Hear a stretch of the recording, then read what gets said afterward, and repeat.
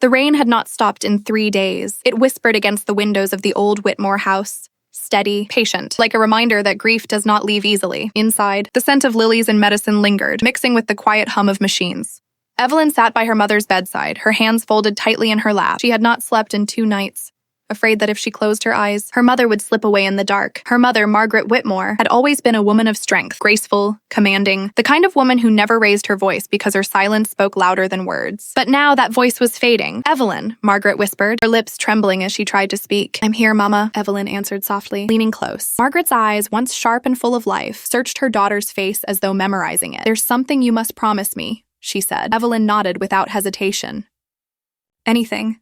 Margaret's hand trembled as she reached for Evelyn's. "When I'm gone, don't let this family fall apart. Keep your brother close.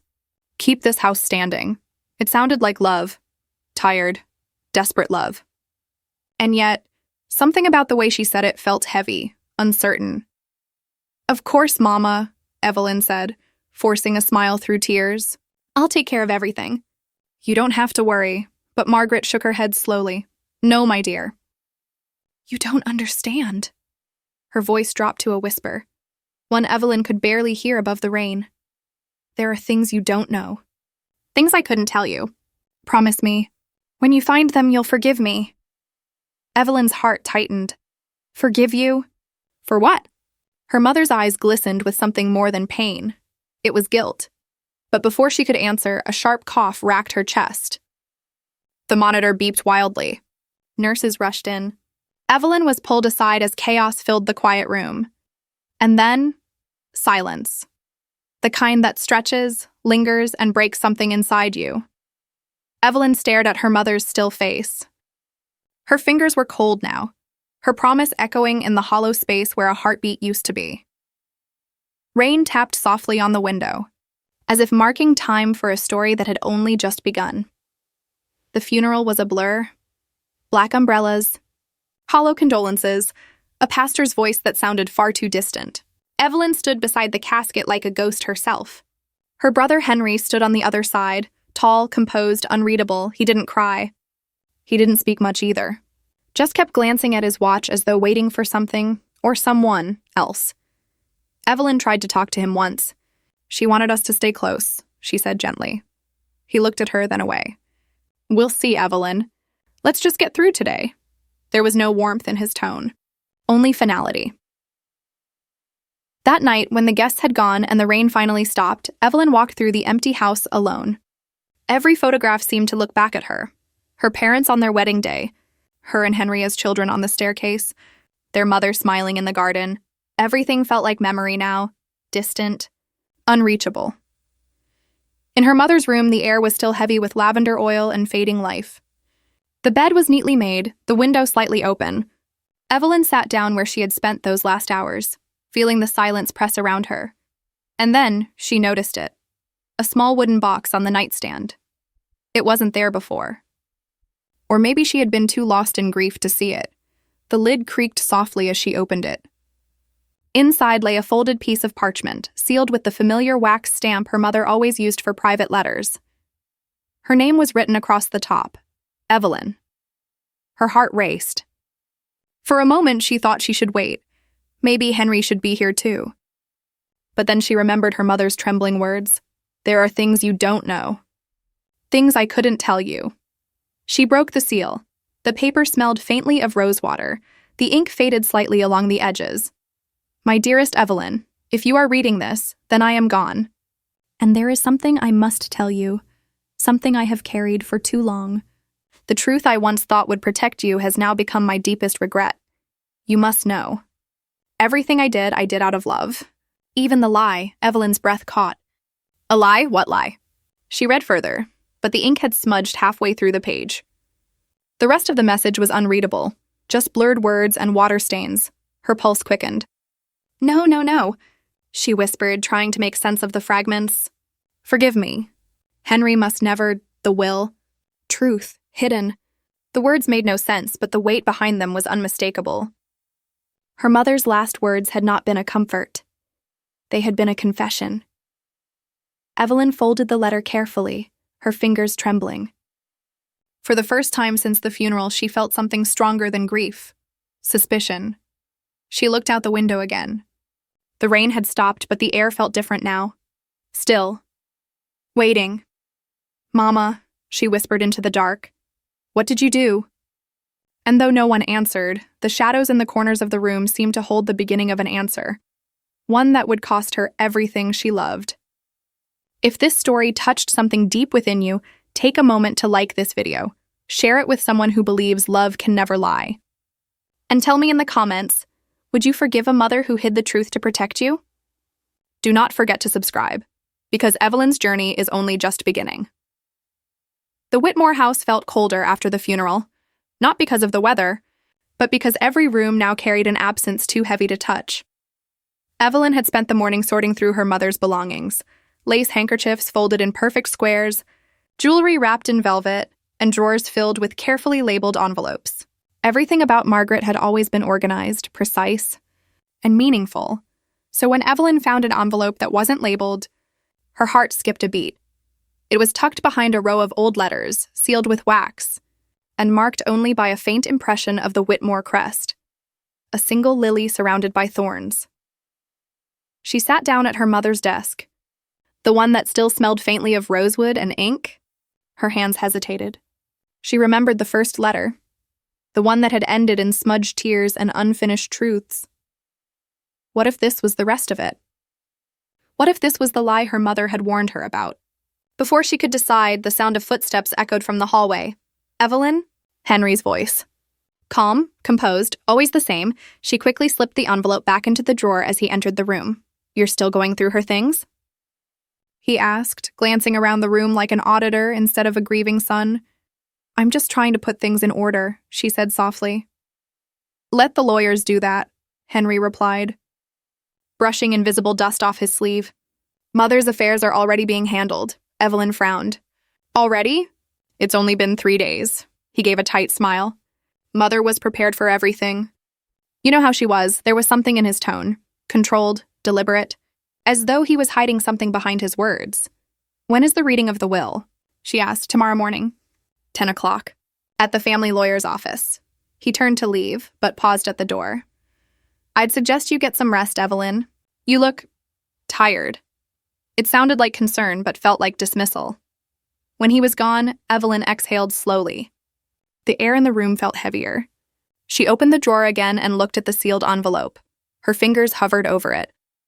She could almost hear her mother's voice, that soft, weary whisper from the last night. "When you find it." "Forgive me," she broke the seal. Inside was not a letter, but a second document. Old, yellowed, but clearly official. Across the top, it read, "Last Will and Testament of Margaret Whitmore, 1987. Evelyn's brow furrowed. That was almost 30 years ago. But there was a more recent will, the one Henry said would be read tomorrow. So why did this one exist? And why had her mother hidden it? She began to read. The language was formal and legal, but the meaning was clear. The Whitmore estate, the house, the land, and all assets were to be divided equally between Evelyn and Henry. Her mother had signed it in her elegant, looping script witnessed and notarized. But there, at the very bottom, was a handwritten note, faint, almost like a secret whisper left between the lines. "If this will is ever replaced, it was not my choice. My heart belongs to both my children, no matter what others may say." Evelyn's breath caught. The words blurred for a moment as the truth began to form in her mind. Someone changed the will, and her mother had known it. Her thoughts raced. Could it be Henry? He had always been close to the family lawyer, Mr. Collins, often handling business matters on their mother's behalf when she fell ill. He had access. He had motive, but why would her mother stay silent? Why leave this buried, hidden behind old letters instead of confronting him? Evelyn stood and began pacing the room. Her mother's words echoed again. "Forgive me. Forgive her." For knowing and doing nothing? For allowing the truth to die with her? A soft knock broke her thoughts. Mrs. Allen, the housekeeper, peeked in. "Miss Evelyn?" Mr. Collins called. "He said to remind you about tomorrow's meeting." Evelyn nodded absently. "Thank you, Mrs. Allen." The old woman hesitated before leaving. "Your mother loved you, dear. Don't forget that. Whatever you find, she meant no harm. Evelyn forced a small smile, but her chest felt tight. No harm. If this hidden will was true, then someone was about to take everything. The house, the inheritance, the family legacy. And her mother had allowed it, perhaps believing it was love that held them together. But love, Evelyn realized, should never need lies to survive. That night, she sat in her room, the document spread out before her under the warm lamplight. Outside, the wind carried the faintest sound of rain. As if the storm that had begun on the night her mother died was returning once more.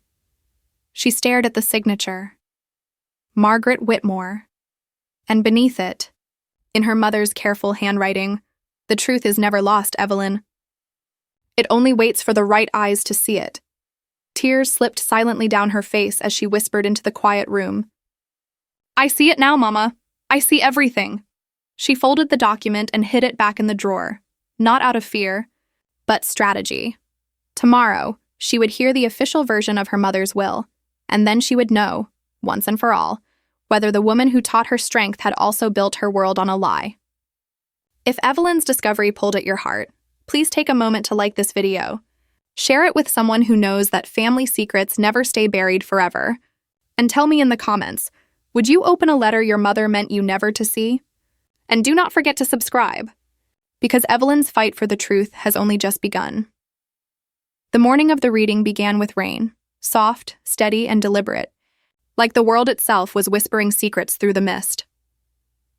Evelyn stood before the tall mirror in her late mother's dressing room, fastening the delicate silver locket that had once belonged to her. Inside, it was a faded photograph, Margaret in her youth, holding Evelyn as a baby, smiling with that serene grace only mothers possess.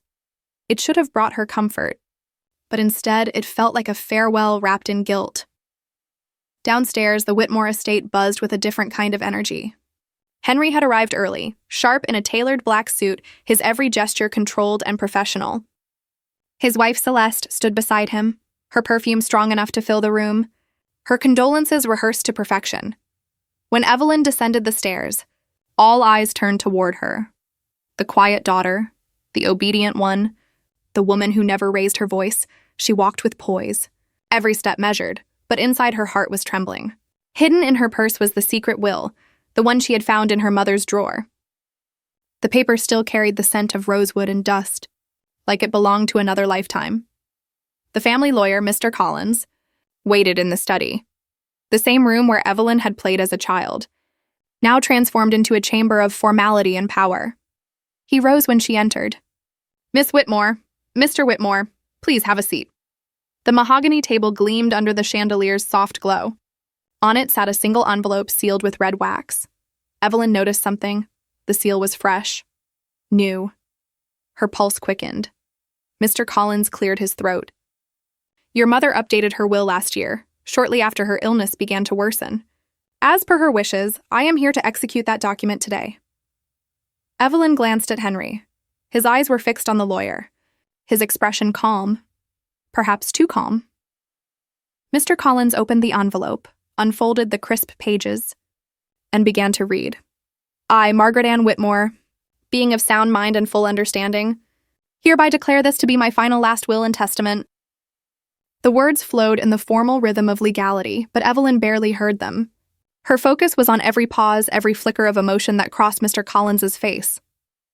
"To my beloved daughter, Evelyn, I leave my personal effects, my jewelry, and a modest trust fund to support her continued comfort." Her heart sank.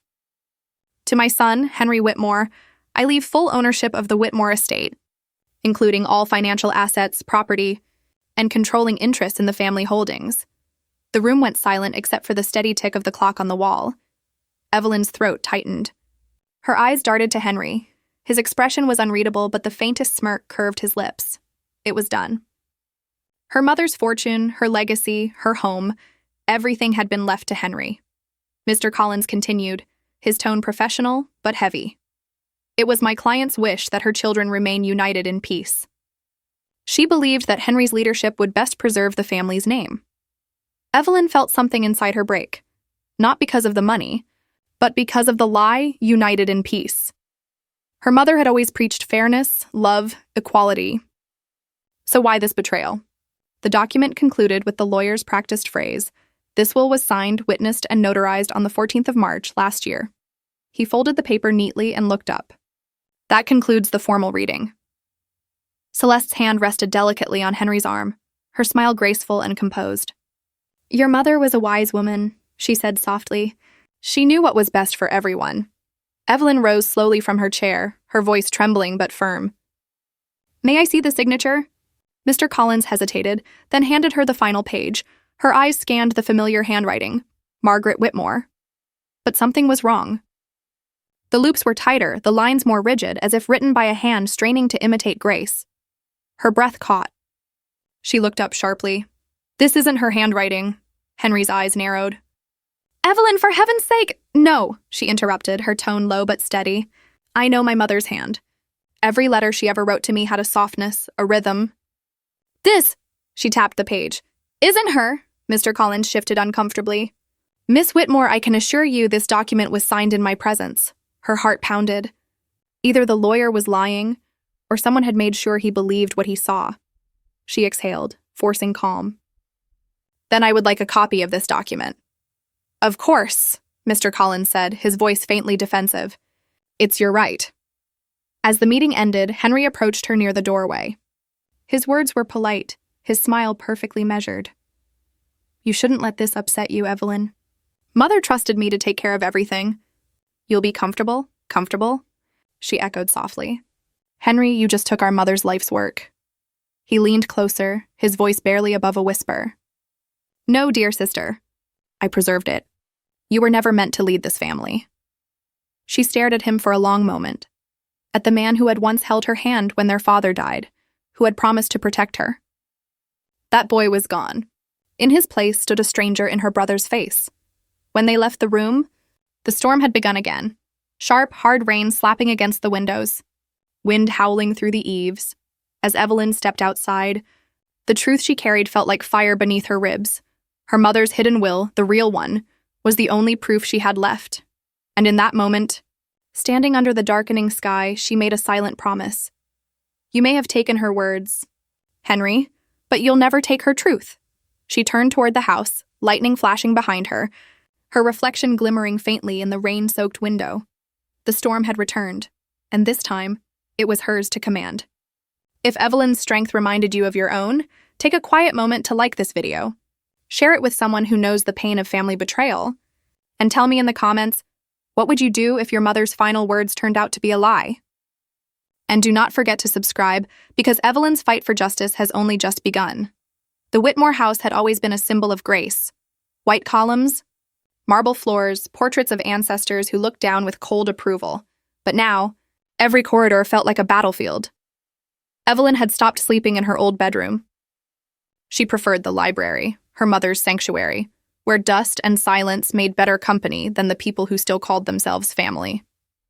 It had been 3 days since the will's reading. 3 days since Henry's smug voice echoed through the study like a verdict. And yet, the echo would not fade. Everywhere she turned, Celeste was there, whispering to staff, rearranging rooms, replacing portraits. Her mother's things were quietly disappearing, books donated, dresses boxed. Her favorite piano sold. When Evelyn confronted her, Celeste's smile was polite, practiced, poisonous. Your mother's wishes were clear, darling. The house must evolve with new leadership. Henry wants to modernize. Evelyn's voice was calm. Modernize? You mean erase her? Celeste shrugged lightly, her pearls catching the afternoon light. Change is difficult for sentimental hearts. That night, Evelyn stood in the rain-soaked garden where her mother once planted lilies every spring. The earth was damp, the scent raw. She looked up at the house, glowing warm and golden, but hollow at its core. Inside that house, lies had replaced love. But Evelyn had one thing left: the real will, hidden safely behind a loose brick in the library fireplace. She had read it again and again, her mother's handwriting trembling but true. To my daughter Evelyn, I leave the Whitmore estate, for she alone carries its spirit. That single sentence pulsed like light through the darkness. Her mother had trusted her. Her mother had known. So why had everyone else seen a different will? She needed answers, and she knew where to start. The next morning, Evelyn visited Mr. Collins's office unannounced. The secretary, startled, stammered about appointments and protocol, but Evelyn's calm, steady tone left no room for argument. "Tell him it's about my mother's will," she said. Within minutes, she was sitting across from the lawyer, who looked as if the ghost of Margaret Whitmore herself had walked in. "Miss Whitmore," he said carefully. "I wasn't expecting—" "I know," she interrupted softly.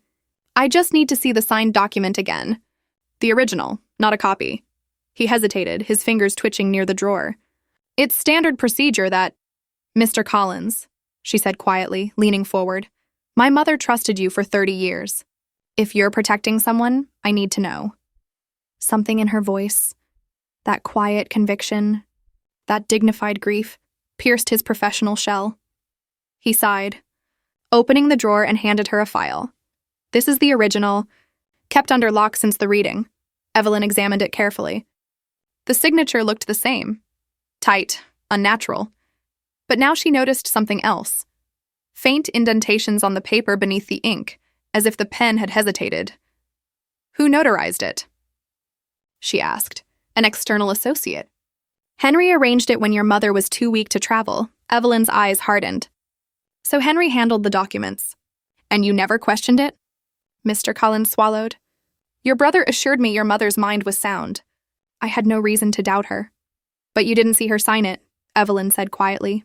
Silence. She rose, clutching the file. "Thank you, Mr. Collins.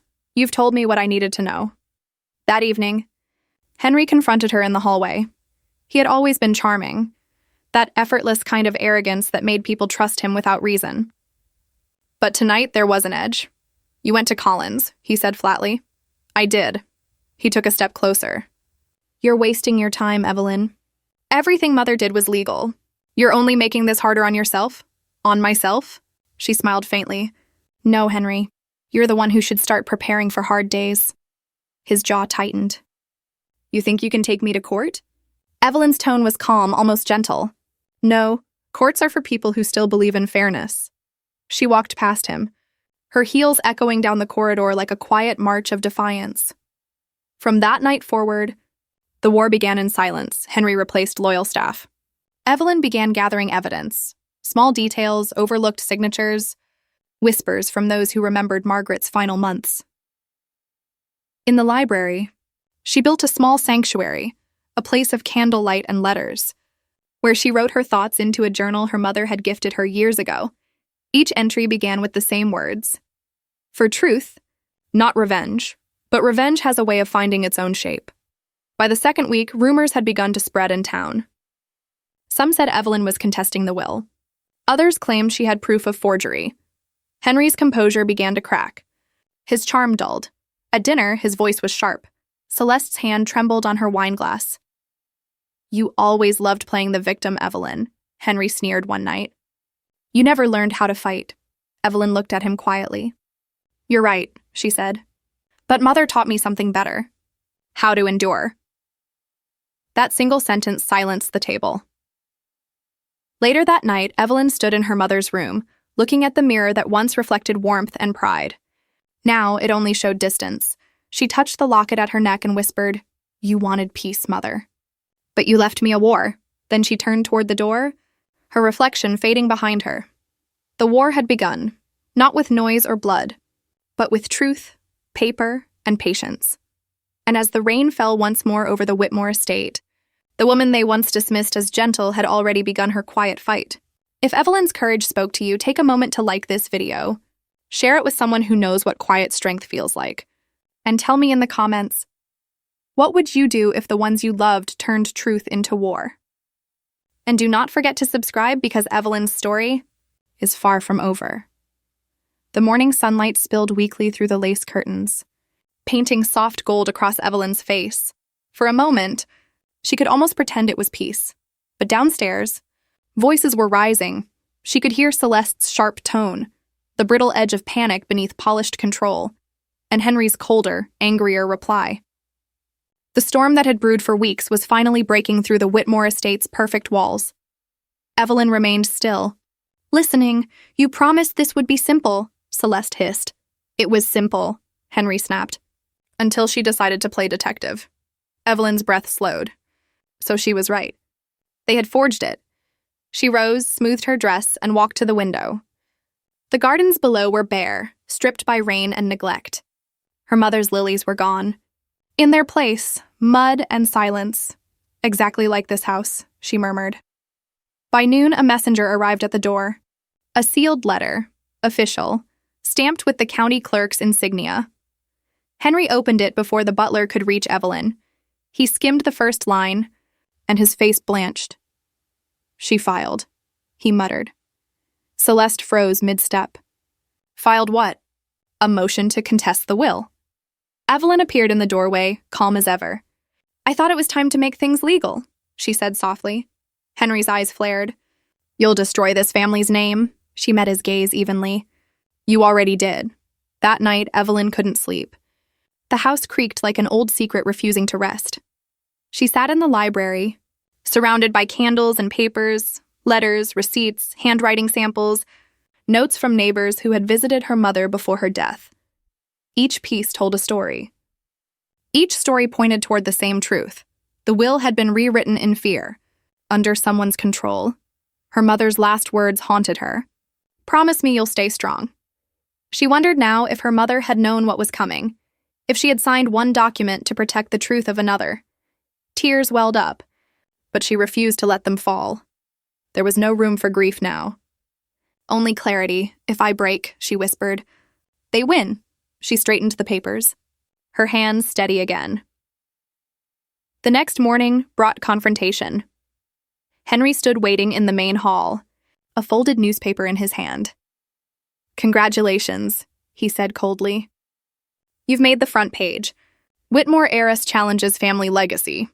You've turned mother's death into theater. Evelyn's voice was calm. Truth isn't theater, Henry. It's justice performed slowly. He laughed, sharp, bitter. You think you'll win?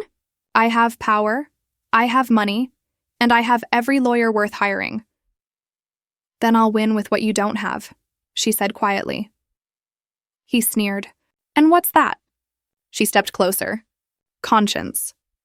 The silence that followed was heavier than any scream. Days blurred into nights. The investigation deepened.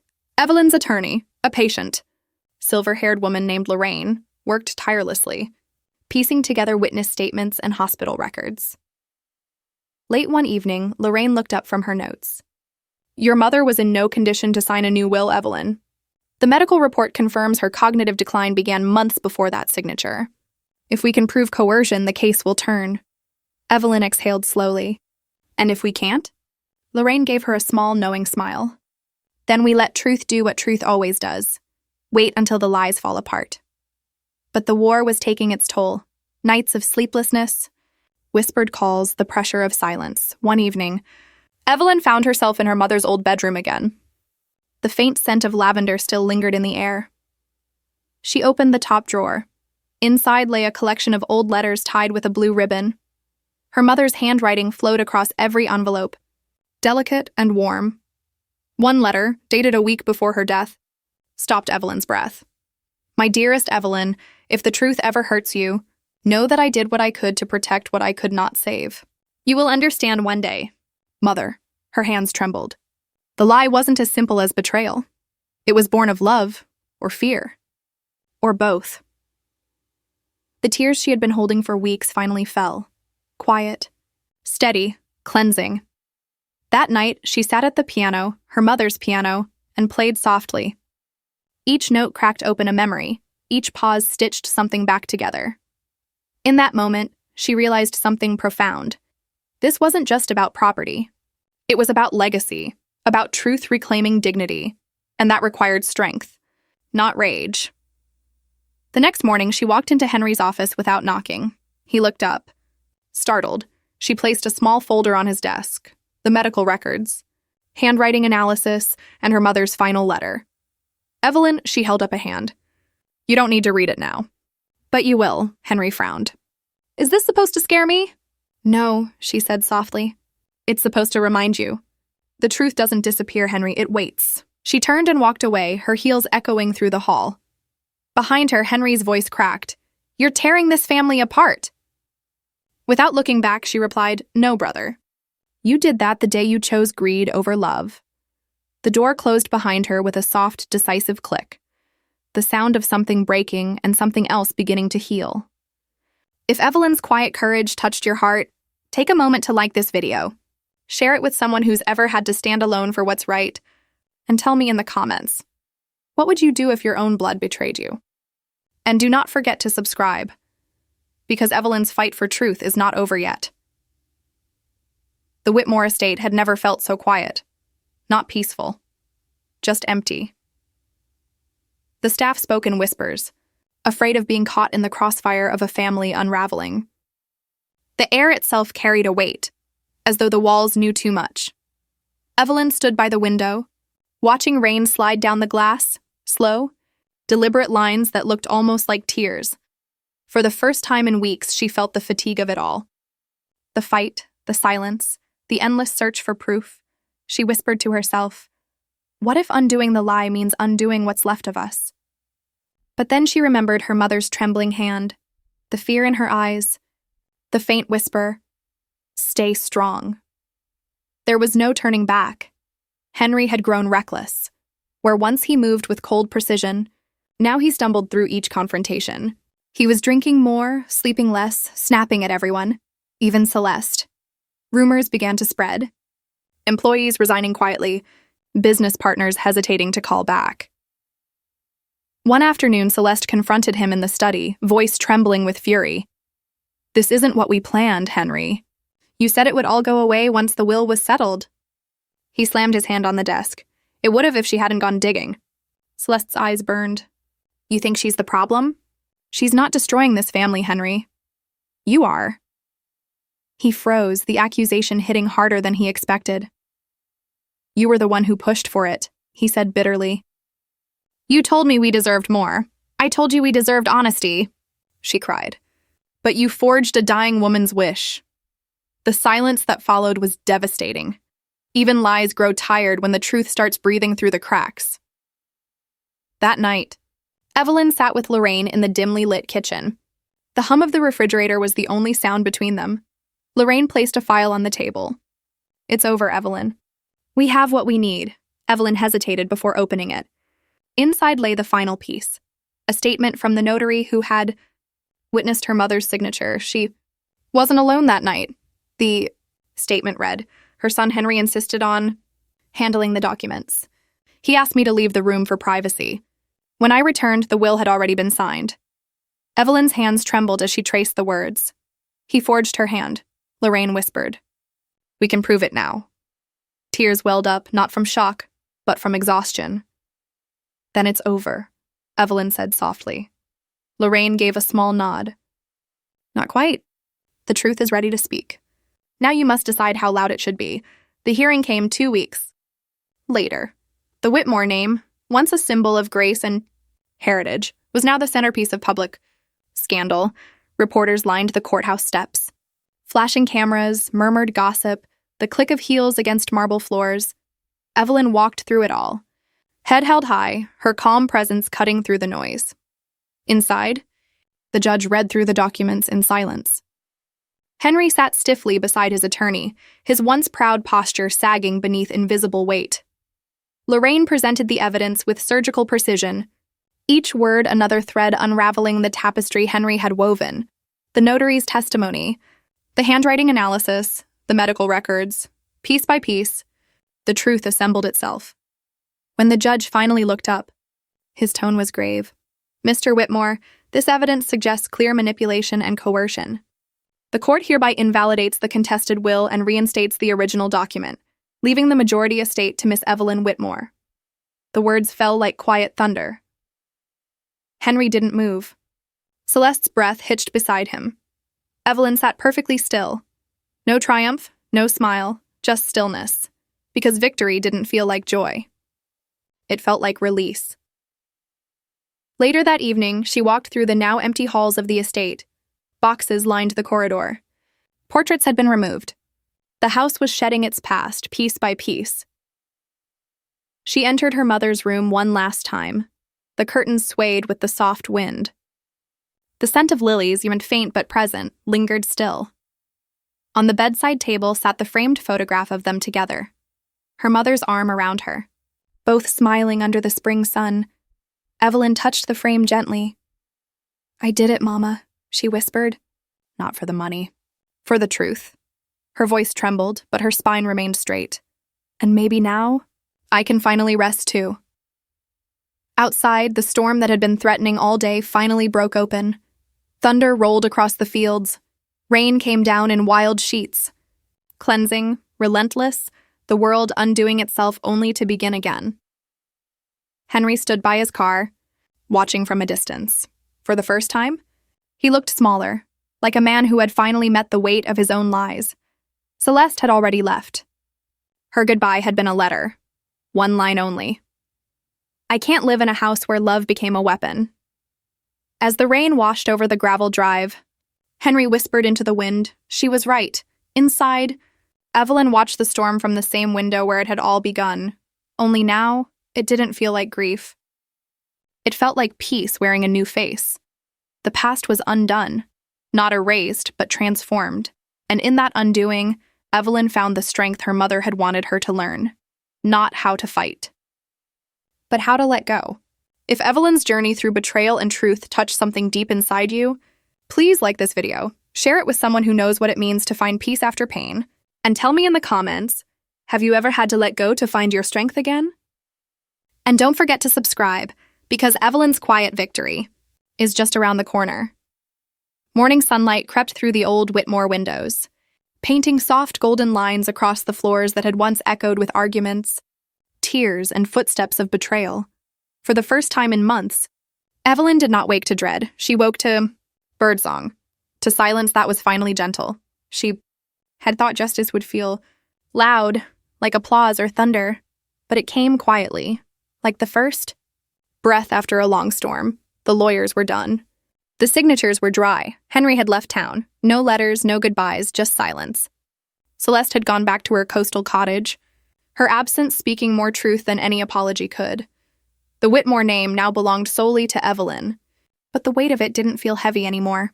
It felt earned. Lorraine visited that morning, her voice soft but proud. "You did it, Eve. Most people spend their lives running from pain. You walked straight through it." Evelyn smiled faintly. "I didn't do it alone." Lorraine placed a hand over hers. "No, but you were the one who refused to let pain define you." Their shared silence was rich, the kind that doesn't need filling. That later, Evelyn wandered through the rose garden her mother had loved so much. The bushes had been neglected during the chaos, but a few brave blooms had survived, pale pink, fragile. Reaching for light despite the cold, she knelt beside one and whispered, "You're just like her, aren't you?" Always finding a way to bloom again, the wind stirred, carrying the faint scent of roses through the air. And for a moment, Evelyn could almost hear her mother's voice. Not the frail one from the hospital bed, but the warm, confident tone from her childhood. "Strength isn't about holding on, my love. It's about knowing when to let go." Her throat tightened. She closed her eyes and let a tear fall, not of grief, but release. Weeks passed. The estate transformed. Evelyn donated much of the wealth she inherited, the cars, the jewelry, the unnecessary symbols of status. She restored the Whitmore Library, turning it into a small community center for women rebuilding their lives after loss. Every Saturday, the halls once filled with whispers now echoed with laughter and soft music. Women sat together, reading, talking, finding strength in shared stories. Evelyn didn't talk about her own pain much. She didn't need to. It showed in her calm smile, in the way she listened, really listened, when others spoke. Because that's what quiet victory looks like. It doesn't need a crown. It just needs peace. One evening, as twilight fell, Lorraine joined her on the terrace with 2 cups of tea. The air was cool, fragrant with night jasmine. "Funny, isn't it?" Lorraine said. "We spend our whole lives chasing justice, and when it comes, it doesn't shout. It just breathes." Evelyn smiled. "Maybe that's the point. Maybe real justice doesn't punish, it restores." She looked toward the horizon, where the last light of day kissed the tops of the trees. "I used to think my mother's lie destroyed me," she continued softly. "But maybe it saved me. It forced me to see who we really were, and who I could become. Lorraine raised her cup slightly. To truth, then, the quiet kind. Evelyn lifted hers in return, and to forgiveness. Not for them, but for me. They drank in silence, two women who had finally made peace with ghosts. As night fell, Evelyn walked through the house one last time before turning in. She stopped in front of her mother's portrait, freshly cleaned, the gold frame glinting softly under the lamp. I understand now, she whispered. You were protecting me in your own way. You lied because you were afraid.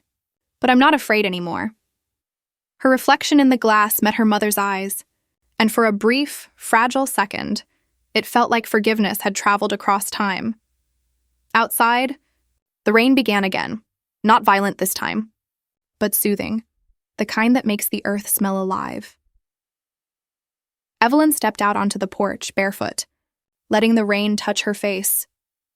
It wasn't a storm now, it was baptism. The camera, or narration, would linger on her standing there, alone, yet whole, while the rain washed away everything false, leaving only truth behind. The past cannot be erased, she whispered, but it can be rewritten, one choice at a time. She closed her eyes, breathing in the moment. For the first time, the silence inside her heart was not emptiness, it was peace. If Evelyn's quiet victory touched your heart, take a moment to like this video, share it with someone who's walked through their own storm, and tell me in the comments, what does healing look like for you? And don't forget to subscribe, because here, every story reminds us that even after betrayal, peace is still possible.